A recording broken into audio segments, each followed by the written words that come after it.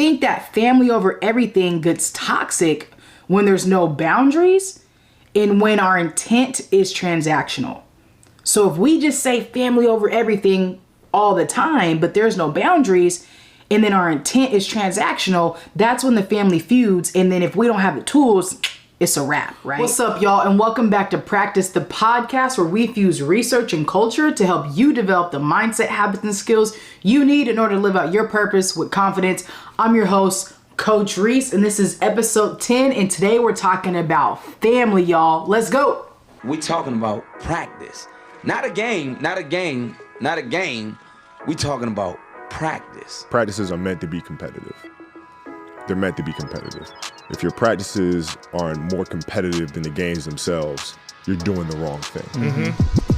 Yo, today is a super special episode because research shows that 56% of podcasts have 10 or fewer episodes. So I'm super stoked because this was a mission that I had for myself, was to be able to get over this hump. And so we are here, and once we get to episode 11, we're going to be popping that many more bottles because it'll be the end of the year. And so I'm super excited to celebrate this, but I'm really excited about this episode, and I ain't even going to hold you. I had to re-record this because the first one just wasn't giving what I needed it to give. So I had to go back to the drawing board and really get after it. We're talking about family, y'all. Family over everything except for boundaries. And I want to dive in. I want to go hard. I want to be transparent and real because navigating family is tough. It's difficult because it includes people. And we know that we have enough problem just dealing with ourselves. So when we put somebody else into the situation and it's family and there's expectations or the boundaries aren't clear, my goodness, it's a lot. And I want to talk about this right now because it's holiday season. Christmas is on Sunday, and Christmas gives that vibe of like it's supposed to be fun and family and cheery and joy, but it ain't that. There's so much going on in the world today that this holiday just it ain't gonna be what it's supposed to be. Like the holidays aren't giving what they're supposed to be giving anymore, and it breaks my heart. I lost my grandmother a couple months ago, and it hurts, to know this would be my first holiday without her. I lost my mom 6 years ago. So this would be like, my fifth or sixth one without her. But, there are people who are suffering, recent suffering. Twitch passed this, last week, so his kids and his wife, and there's a lot of other people that I know who passed just within the last year, within the last months. And so the holidays just don't hit the way that Hallmark says they should hit. And I wanted to do this episode right now because I want to talk about family, but not from the aspect of us having to deal with people who we've lost, but I want to talk about having to deal with people who we're still doing life with, deal with the grieving of like, how do you grieve the loss of somebody who's still alive, right? The loss of that relationship who was family, is family, supposed to be family, whatever it is, right? Because family is complex, it's difficult, it's messy, it is everything. I think family is supposed to be our breeding ground for all the things we desire to be out in the rest of the world. Like, I think that family should be that space that I get to show up holistically and be me and be myself and be naked and be authentic and be vulnerable and transparent. I get to test my jokes. I get to test my purpose. I get to test, my character, my personality, and family can give me that nice, raw, honest feedback. And before I go further, I'm going to define this. I define family by relationship and not blood. Okay, I define family by relationship and not blood because we'll see in a little bit, but I'm sure some of you might agree with that. Like, yeah, family is relationship and not just blood. But I think family should be that space where we get to test out the things before we put them out into the world, because the world is cruel and it's just not always the nicest place. And so family should be the people that we're able to do life with that helps equips us with strength and wisdom and nourishment and love and loyalty and trust.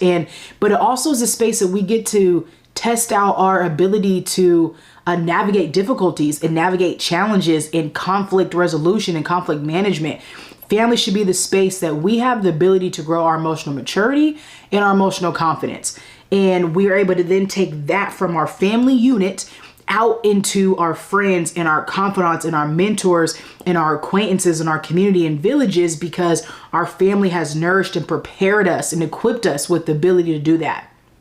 And so, family over everything except for boundaries. So our quote for this episode is family over everything. Where did this even come from? I couldn't even tell you. I looked it up and I couldn't find, it's like anonymous. Family over everything. FOE. It's a saying, it's a tattoo, it's a shirt, it's a basketball team, it's a culture, it's a movement, it's a everything. Family over everything. But I also think it's toxic, and we're going to talk about that.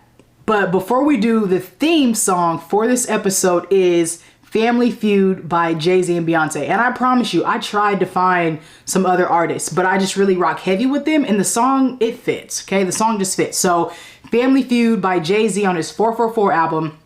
Bruh drops this bar. He says, nobody wins when the family feuds.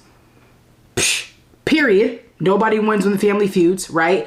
We all screwed because we never had the tools. So this literally goes back to what I was just talking about, is like, family should be the space where we're able to get tested and tried and true and build the strength. But unfortunately, if we don't have the tools for reconciliation, we don't have the tools for communication, we don't have the tools for conflict management, then family then becomes a space that doesn't equip us, hardens our heart, and prevents us from being able to be that much more, I think, sometimes where we're supposed to be out in the rest of the world. Now, again, I'm talking about family by relationship, but also our immediate family and our blood family. That ends up being the space where we get hurt first. Those are our first hurts. I've talked about this before, right? Like our family, more times than not our parents, our mom and our dad, or our moms, or however you describe it, the people we were born to, ends up being the our first set of hurts. And so that kind of shapes how we see the rest of the world, and then influences folks like myself to say family is more blood than relationship, or more relationship than blood. And I will tell you right here, right now, I am working this out in my own heart as I speak. And I think that's why this episode was so hard for me to record. I promise you, I recorded 50 minutes before this, because it's difficult, y'all. Like it's difficult. Because family means, I get it. Family over everything. I get it. But again, you have to have boundaries in place over your heart. You have to guard your heart. Other people have to guard their heart, right? So there needs to be a sense of clear expectations. There needs to be a sense of clear communication of what that really means and looks like for you and the people you do life with. So, your girl almost started crying on that one. Let's keep moving. So the research that I want us to really sink our teeth in, and I really want to be that much better again, because this is practice. We fuse in research and we fuse in culture. So before we dive deeper into the culture, I want us to tap into this research real quick. So there's a concept called familial capital. So familial capital is super fire because there's certain types of capital. It's called the community cultural wealth model. So there's cultural wealth that Black and brown people bring to the table, assets, knowledge, resources that we bring to the table naturally. And one of those forms of capital is our familial capital. And what that really means is we have a sense of cultural wealth that we embody through kinship, right? That we embody through community, our connection to history, our connection to like our memory, our ancestors, that pride, that like where we like that, that Black pride, right? Like whatever piece that you feel like really connects. And for me, one of the ways that I like to express this is through tattoos. Now, if you're listening to this, obviously you can't see it. But if you've seen many pictures of me, I've got some tattoos. And this for me is like my familial capital with my grandmother and my mom. And right here, this says TLC, and it's the legacy will continue. Look at that. I was talking about the album 444 and I got it right here. Unscripted, y'all. Unscripted. Anywho, family history, like this is to me is my family history that pours out through me and who I am and how I show up because of my mother and my grandmother. And you have that same type of capital, right? Like you have that same type of cultural capital that is alive and well in you.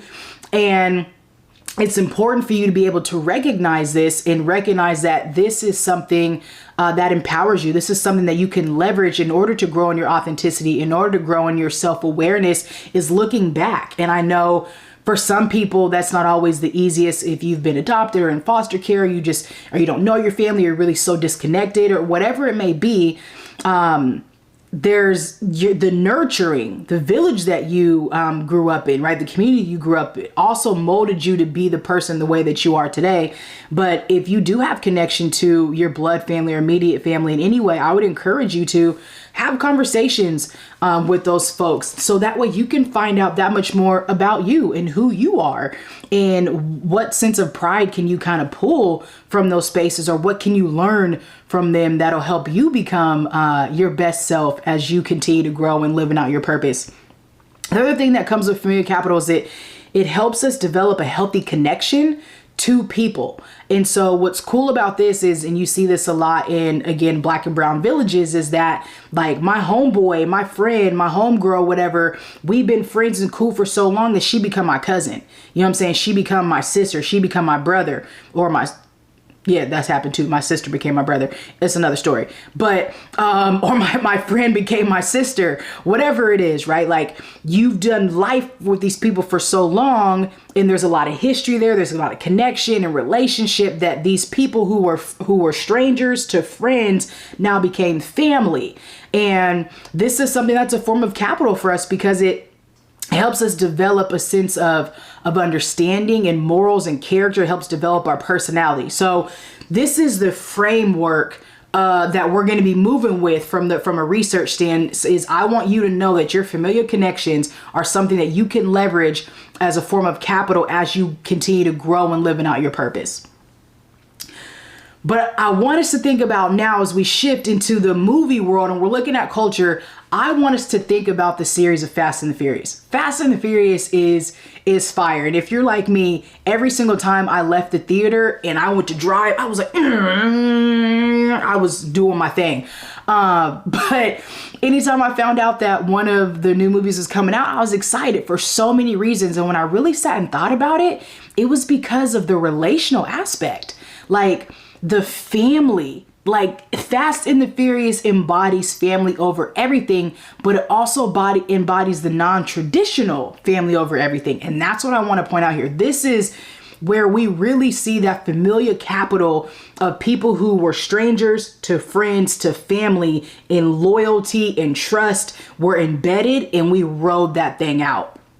Think about the gender differences, the racial ethnicity, the culture, all of the differences that show up in this space when you're thinking about the Fast and the Furious. Think about the connectedness, the shared responsibility, the helping.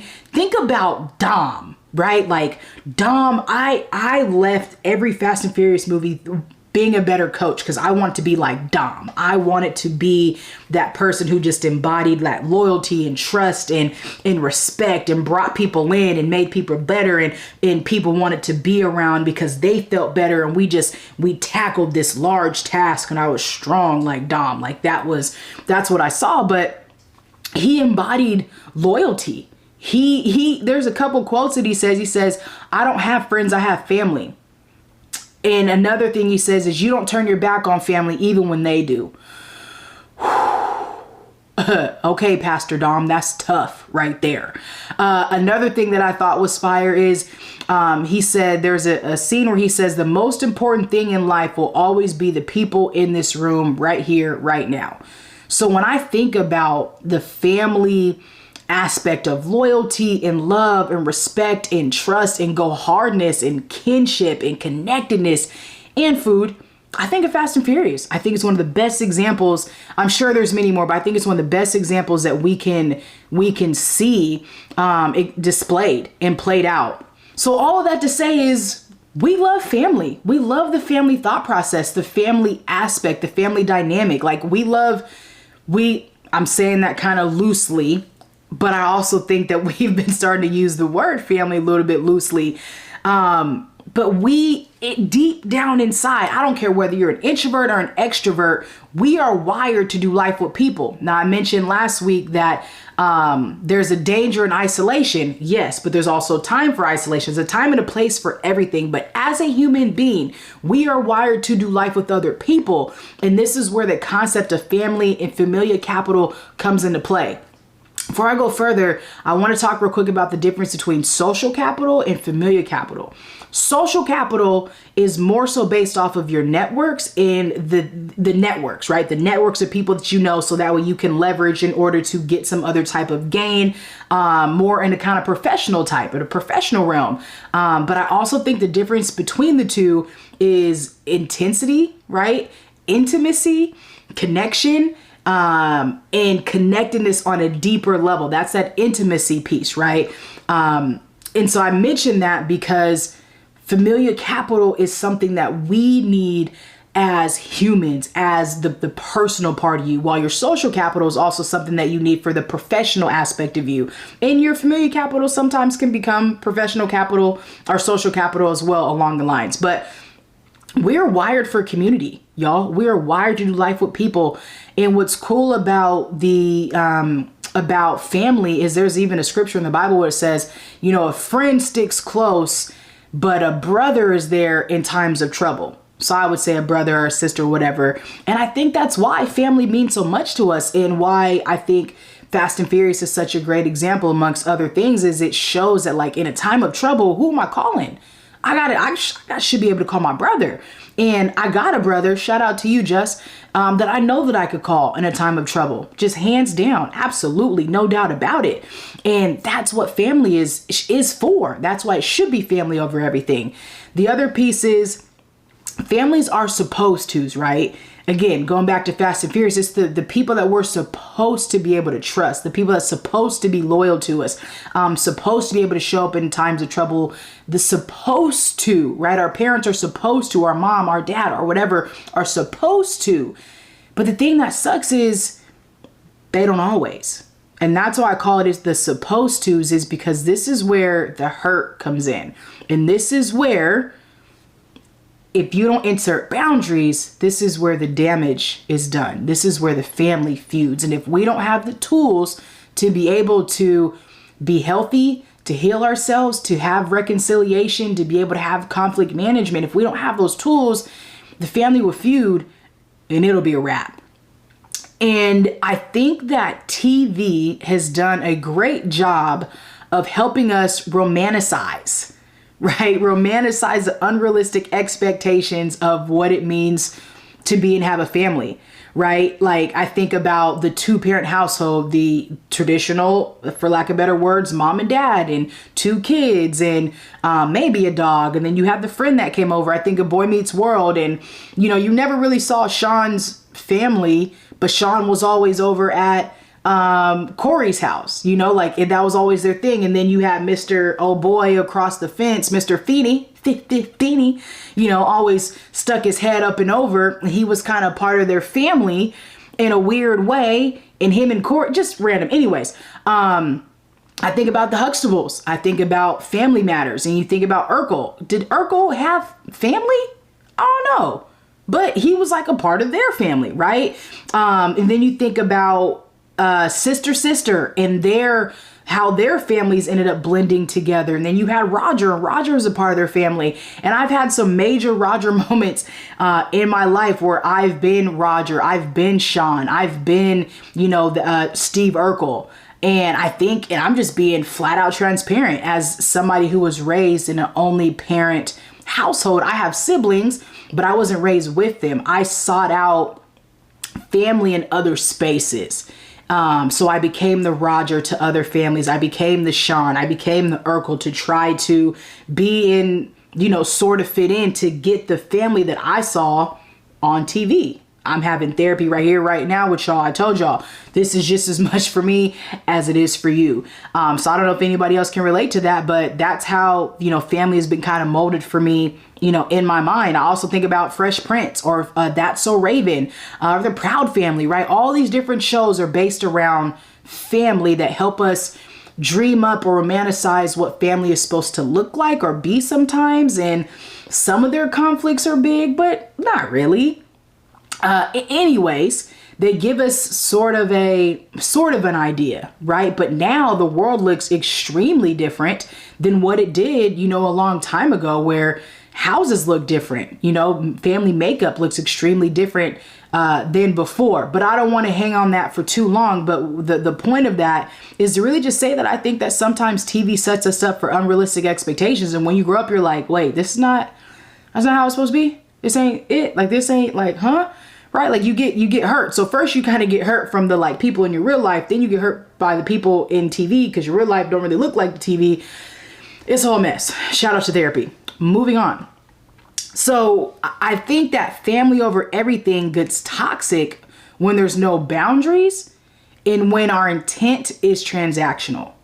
So if we just say family over everything all the time, but there's no boundaries, and then our intent is transactional, that's when the family feuds. And then if we don't have the tools, it's a wrap, right? So if there's no boundaries in play, we need boundaries with people regardless of who they are. Your spouse, your parents, your kids, whatever. We need boundaries. And if it's just family, well, I'm family, I'm supposed to be, I'm family. Like if you are abusing your family title, especially if it's immediate family or blood family, or even, family that is, becomes family through, just kinship and relationship. If you abuse that because of your lack of ability or wanting to abide by somebody's boundaries, you're not being toxic. So you can't just say, oh, what happened to family over everything? Well, you're abusing that role, which is a privilege of being in my family. Like, I really think any type of relationship, especially a family relationship or a title, is an honor and a privilege. You don't just get to have access to anybody regardless of your role, period. Like, I don't care who you are. Like, I think that in and of itself is abusive to think that we have a certain amount of access to people, or it's a toxic thought process as well. And this is where, I think a lot of parents, when their kids get older and now you have an adult child, and adult children decide to not have a relationship with their parents because of something that their parents have done. Like, you just think because I'm your mom, your dad, your whatever, like, but you don't get to. And I get that may not make sense immediately, and you might be mad at me for it. It is what it is, but that there's boundaries in play. Like, you just don't get to have access to anybody. And especially if you are not willing to be healthy. And I'll use an example again from my own personal life is my dad and I have a fantastic relationship. He's my guy. He is fulfilling the role of being a father. And I remember we had to work to get here. We had to work. My dad is my guy, but we had to work. And we've put in a good 13 years, 15 years to get to where we're at now. And I'm 32. So you can do the math on that. But we've had to do intentional, hard, deep work of both healing in order to be able to have the relationship that we have. We talk every day. We hang out all the time. We go to concerts. We travel. Like, that's my guy. And I remember when he wasn't. I remember when I didn't have a relationship with him, and it hurt and it pained me and it saddened me. And I had to get to a space that I was willing to do some healing, but also he had to do some healing and he had to do some reflection. I had to set some boundaries in that process for us to be able to get to where we're at now. And the reason why I bring this up is because I'm an adult and I get to control who has access to me regardless of who you are. And there are a lot of people who force themselves on people, regardless of the, kind of the situation and the role. But one thing that I like to bring up about this too is this is kind of different. I'm still working out this thought process, and I don't have children of my own. However, I've looked at some research around this of like, calling our kids our best friends or calling our parents, our best friends. And I'm guilty of it. I used to call my dad like my best friend, or my mom was like my best friend. But when I really started to sit and think about it, she was just being what a mother is supposed to be. Like, my dad is just being what a dad is supposed to be. And the thing is, there's a lot of roles that people play in our lives that have similar feelings, right? Again, with the intimacy is in platonic and it is in romantic relationships. Obviously, it looks different. It should look different. But connectedness, trust, it still feels the same way. Joy, happiness, it's all right. It's the same feelings. But my dad's not my best friend. My dad is my dad. My mom wasn't my best friend. Like, my mom is my mom, and they fulfilled those roles of what it was supposed to look and feel like, that also may give me the same type of feeling I get from my best friend. If that makes sense, right? Or that, because there still should be a certain type of boundaries. Like, that's still my dad. There's still a certain part of respect, or that's still my mom. There's still different, things that happen. There should be blocks, if that makes sense. I don't have the best verbiage at this moment, but I think this also can become pretty toxic when we're looking at, and this is maybe a little off topic, but bear with me, when we're looking at, like, parents calling their little daughter, oh yeah, that's my little best friend. But like I get it, but I think there's more to the story. Not necessarily the story, but I think there's more to it, to where it's probably not the most healthiest thing, to where that should be like, just when you embody that role, like that, you become the best of that. You're that, like, just be that mom, like be that aunt. And that's what it should be, versus like we have oftentimes a altered idea or an altered reality or altered presence of somebody who's supposed to be, that dad or that mom or that auntie or uncle, whatever, right? Like, they're not fulfilling what it should mean to be that thing. So then we try to make that thing a something else thing, and it shouldn't be. Like, that's not their role. So then you have, different expectations on a role for somebody that it shouldn't be met. I hope that makes sense. If it doesn't, let me know. We could talk about it. And I know that there's research and different things behind that too, when it comes to family systems and codependency and interdependency and all of that fun stuff that goes around it. But I digress, and I'm moving forward. So here's my thought though. I think that family has become really mainstream and watered down. Here's what I mean. I think the term family has become mainstream and watered down, because we went from just like likes and friends to that not being enough, to it having to be love and family.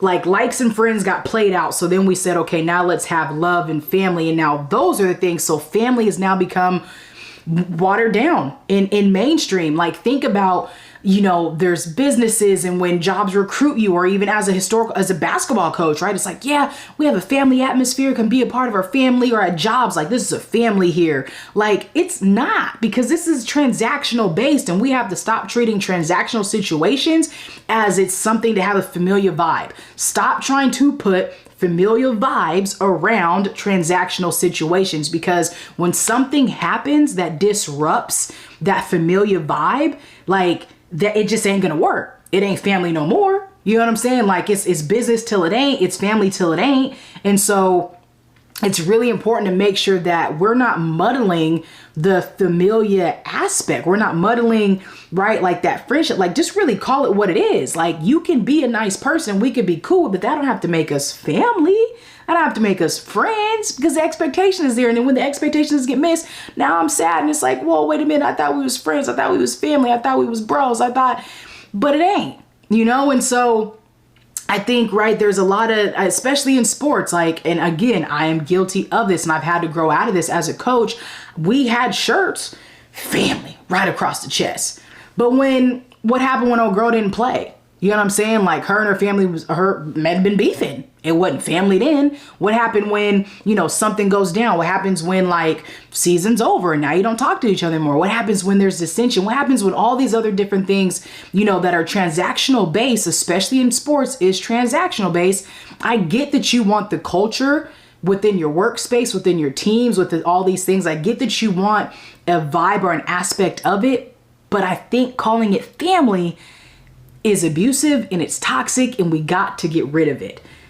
There are many other things we can say. We have a caring environment, and here's how we do that. We prioritize communication. We respect your boundaries. We prioritize your psychological well-being. We prioritize your psychological safety. All these things can exist within a team, within a job, with any workspace, whatever it is, but you don't have to label it family in order to get it, because family's not safe for everybody. the word family is not safe for everybody. You know, it's just not, because some people's family structures and upbringing wasn't it. So when they think of family, they're like, I'm good. It's now like a trigger. I'm cool off that, because you're going to try to use that term to leverage and demean and manipulate me in a way because we're family. You know what I'm saying? Like, so we've gotten to a space where we've normalized something that is supposed to be cherished and prized at a different level. And that's what I mean by thinking we've watered it down. I mean, I even think of social media cats who, you know, hey besties, hey family, hey da da da. I don't know you, you know, but like we tried, and I get it, but where's the sanctity? You know what I'm saying? Where's that sacredness of like, this is my, not everybody is your ace, boom, fam. You know what I'm saying? Just because you have this title, even in somebody's life, you know what I'm saying? Just because you got an auntie and an uncle and cousins and blah, blah, blah, don't mean they actually live up to the standard. And I think that's what I was talking about too, when it came to, or comes to, you know, thinking about my dad. Like, he's now living up to what it means to be a dad. And to me, that is God's way of him showing me God's love. It's through the redemption, through the reconciliation, through the consistency, through the unconditional love that God is displaying that to me in my own personal journey, right, through my dad. And I get to experience that one-on-one, but he's living up to his title. And oftentimes people don't live up to their titles. And if somebody don't live up to their title to me, I ain't calling it is. I'm not calling you it. If you you know what I'm saying, you're supposed to be a leader or whatever, and you have a specific title, like we think, let me go backwards. We think just because somebody has a specific title, they're entitled. We think just because you have a title, that makes you entitled to. Just because you're a leader, that makes you entitled to respect. Earned. Just because you're my fill in the blank, you know what I'm saying? Whatever the family dynamic you want to plug into that, you still have to live up to it. Just because I'm a partner doesn't mean that I get to just be whatever. I still have to live up to my expectations of a partner every single day. As a sister, as a friend, as a daughter, I have to live up to those things that I want, because it's an honor to do life with other people. And I think that because we have watered these things down and the expectations are so low, people no longer cherish these roles unless you make them, unless you have boundaries. So it can't be family over everything without having boundaries. So really, when it comes down to it, like, forcing family is toxic. Forcing family is toxic. Forcing friendship is toxic. Forcing anything is toxic. It's abusive, and it shouldn't be, right? There needs to be consent. There needs to be something lived up to. There needs to be intention. There needs to be intimacy. There needs to be consistency. There needs to be psychological safety. There needs to be familiarity. There needs to be connectedness. There needs to be organic as well. You can't, anything forced is gross. Anything forced breaks. But when something's organic, it just makes it that much better. Except for produce sometimes, like, I don't really know if it makes that much better. It's just more expensive. So I'm gonna just get the regular bananas, but I digress. So here's a great example that I think, that I see all the time. And this kind of hits what I'm talking about, friends, but I was watching this interview of Omarion on The Breakfast Club, and he started talking about how they basically forced them to be brothers. Bruh. When I was listening to this, I was like, I gotta use this because he is proving my point right here. Y'all, please take a second and listen to Omarion in his interview. Like, you guys were everywhere together. You guys grew up with each other. Yeah. So how is it that you guys really don't mesh and speak and communicate? And Right. when they do, it's usually, I haven't heard you say really much bad about them, anything bad about them, but them talking bad about you. So Right. how does that work? Because you all are still on tour, or were on. Yeah. Yeah, that's a challenging question, just because, you know, there were a lot of people, you know, like, let's just take the concept of brotherhood, right? Correct. You know what I mean? Everybody has a different version of that, you know, unfortunately, because some people don't actually have siblings. You know what I mean? It means different things to different people. So I would say in one aspect through our journey, you know, we were put together to be brothers. You know what I'm saying? But I don't think in essence we were. You know what I'm saying? I think that, you know, there were a lot of people, you know, that made sure that we connected and then disconnected. You know what I mean?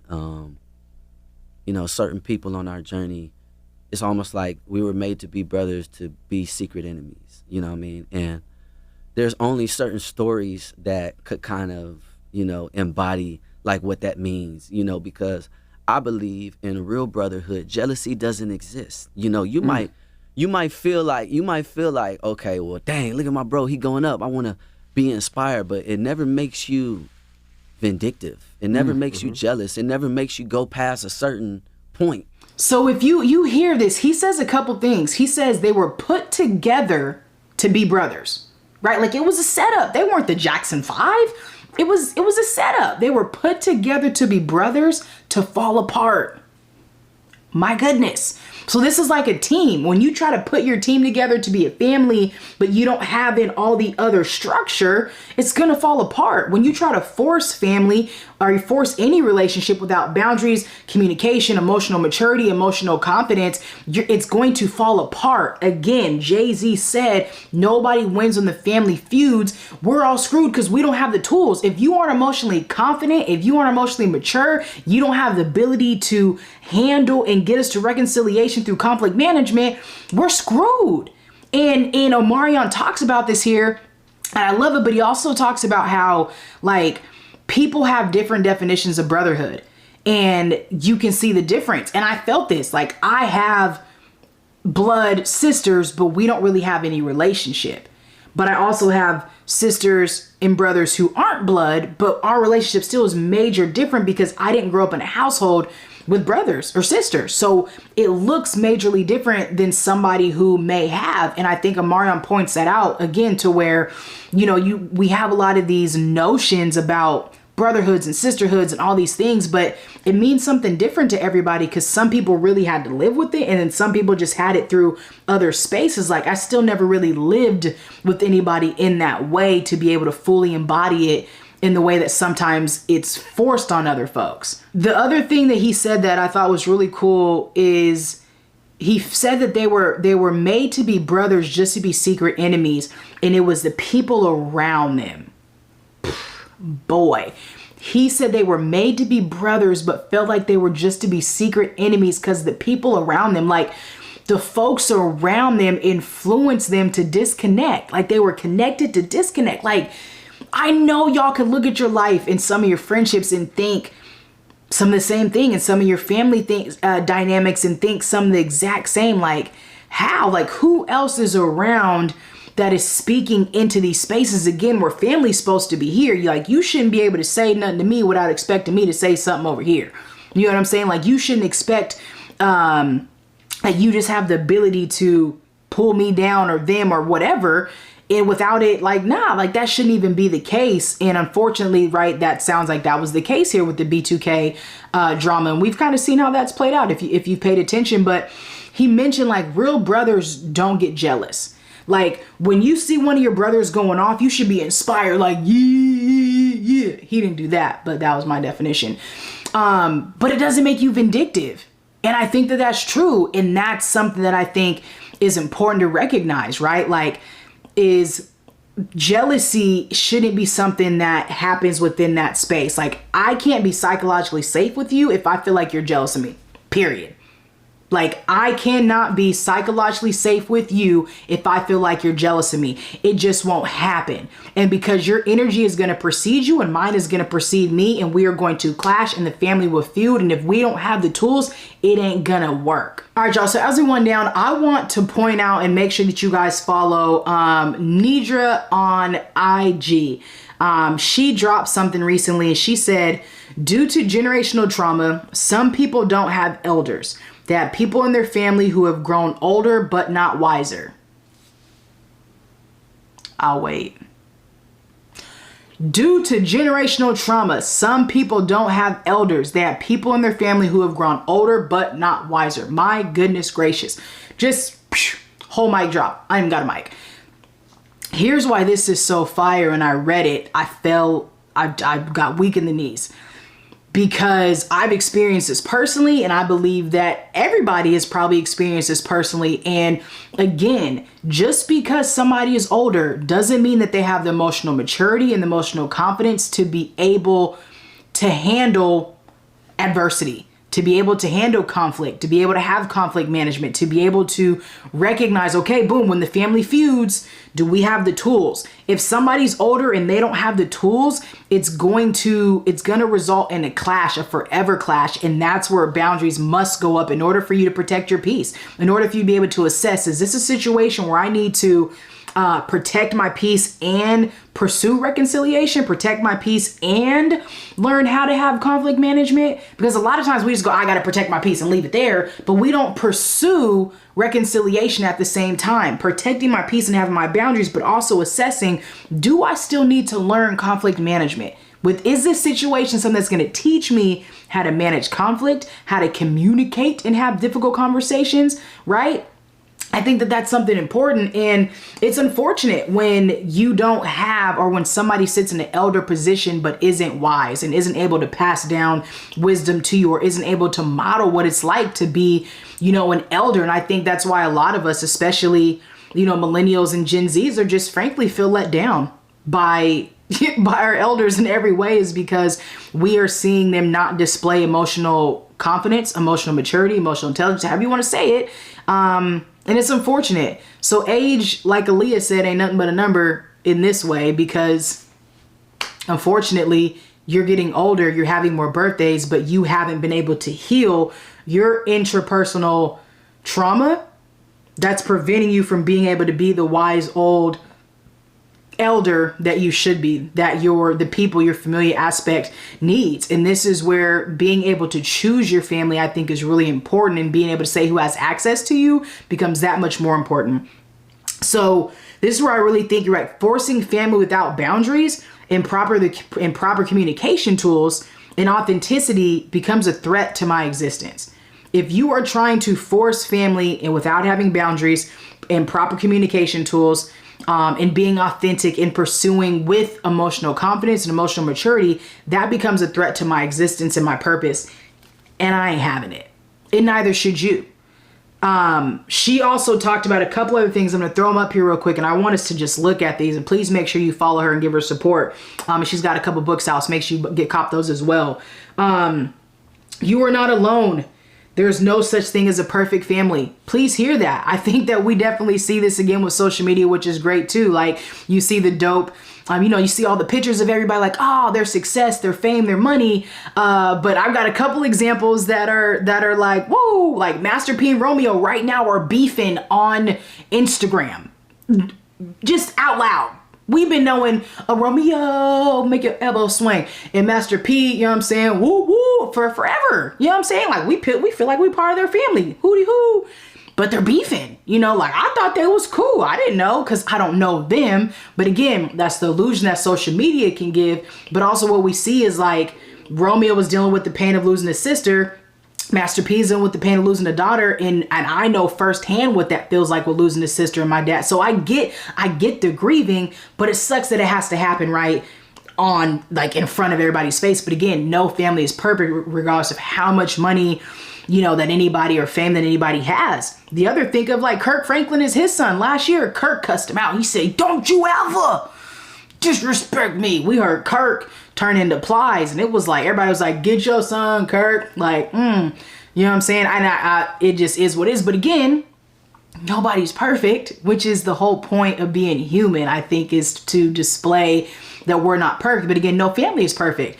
You even got like Dr. Dre and his daughter were in the news within the last year. Think about Nick Cannon and his like 12 kids with 6 different babies' moms. Like, definitely, you know what I'm saying? And another thing is, Jay-Z talks about also, how money can come between you and your family. So no family unit, because we as humans are imperfect, my family therefore will also be imperfect. I am imperfect. You are imperfect. Therefore, whatever interactions we have will be imperfect. And so it is our duty to make sure that we are doing the right and best thing to have healthy interactions. If you are not going to be healthy, you can't do life with me, period. If you are not going to pursue healthy communication, if you're not going to pursue healthy relationships and intent and have a healthy and healed heart, we can't do life together, because then you become a threat to my existence and my well-being and my psychological and physical safety in my nervous system, and it just ain't worth it. The next thing she goes, you're not obligated to have relationships with unhealthy people. Look, I said it, then I read it. You are not obligated to do it. So don't feel like you have to. You don't have to like every person in your family. You don't. Period. You cannot create healthy relationships with people who are not interested in having healthy relationships. Look, y'all, I promise you, I found it, I read it, I'm spitting, and these are facts, right? And I love that she's saying this along with me saying it, because you're hearing it from multiple sources, and you don't have to feel guilty for not wanting to engage with people you don't want to. Like, you just don't, and you shouldn't. So shame off you. You don't have to feel guilty about any of it. You're not betraying anybody by speaking your truth. You're honoring yourself. And that's the whole point of authenticity, humility, and self-awareness. Honor your truth, and then figure out how you can move forward. Figure out who are the people that you want to do life with. Who are the people that are going to honor you and honor their role in your life as well, and vice versa, right? Because you got to be able to give back that same respect to other people. And the last two, right? It's okay to be different from other people in your family. I think this is huge. This is really big. And again, this is you holding on to your authenticity and your self-awareness and saying, okay, I'm different. That doesn't mean it's bad, but this allows you to grow in discovering who you are and how you want to be and how you want to show up in the world. But this also goes full circle back to why Fast and Furious is amazing, is because you may be different from the people in your born immediate blood family, but you can also go find another family somewhere else, right? Like Fast and Furious by your connections and your passions and your purpose. And this is why, sorry if I got something on my lip, sports teams are amazing, or bands, or the theater, or whatever it is, because you can create these familia-like cultures and spaces and communities in other avenues when you are bringing along all these other tools. And the last thing that she said is you can create, my goodness, that's funny. She said you can create family relationships with people who you are not related to. Non-scripted, I will tell you guys that, but 100% you can do that. So use Fast and Furious as an example. Use other people that are around you and recognize and see, are these people being consistent? Are they displaying loyalty? Are they displaying trust? In what is it that you want from other people that you're also able to give? You know, don't expect people to just give you a bunch without you being able to give in return. Be clear with your expectations, be clear with your boundaries, and recognize, is this a situation that is calling for me to protect my peace protect my peace and pursue conflict management and pursue the ability to have high communication skills within difficult situations, protect my peace and insert my boundaries, right? Protect my peace and receive reconciliation, or protect my peace and move on without closure. Only you can decide what type of situation that is for you. But I'll also say this, y'all. I believe that family should provide you with psychological safety, the feeling of love and joy and peace, admiration and value. You should be where you're valued and celebrated and not tolerated. I feel that family should be a space that you have connection and familiarity, that supports your purpose, that supports your existence, that gives you solace and peace of mind, and makes you feel at home. Home is where your family is, right? Home is where your love is. And we should really get away from forcing this on people and allow it to organically happen. And so I say all of that to say that it's family over everything until it's not. It's like, no. Yeah, it's family over everything except for boundaries. Get some boundaries. Get yourself the tools that you need in order to have organic relationships, healthy relationships. Because when the family feuds, nobody wins. And we are at a stage in a day and age where everybody should be able to access the tools, because one, they're really just on Instagram, or YouTube or TikTok or whatever, where you can get the tools And if you need further, that's where therapy comes into play. That's where mentorship, that's where friendship, that's where just talking to somebody so you can get healthy, so you can do life with people, because you deserve to do life with healthy people. So family over everything when they're healthy, when boundaries are established, when there's communication, when there's trust and love and loyalty, commitment and consistency and peace and psychological safety, but never at the expense of you having to sell yourself out, never at the expense of you having to deny who you are in order to have that familiar capital. So here are your drills and skills. I'm gonna run through these really, really fast. Number 1, establish boundaries, period. Number 2, assess, do you have psychological and physical safety in the spaces that you are doing life with? If your nervous system is telling you otherwise, listen to it, period. Listen to your nervous system. And number 3, analyze how you show up in these relationships. What is it that you're carrying with you? What is it that you're preparing yourself for? I know for myself, as a lesbian in a lot of spaces, historically was like, can I be my full me here?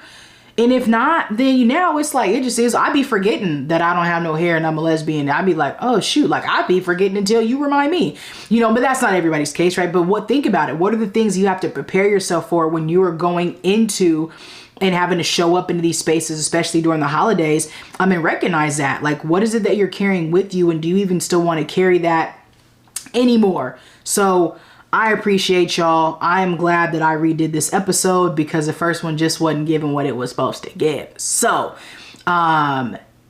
whatever your holidays bring for you, whatever this season of life, whenever you watch this, whatever it does for you on this day, I hope that you're able to have peace. I hope that you're able to experience joy.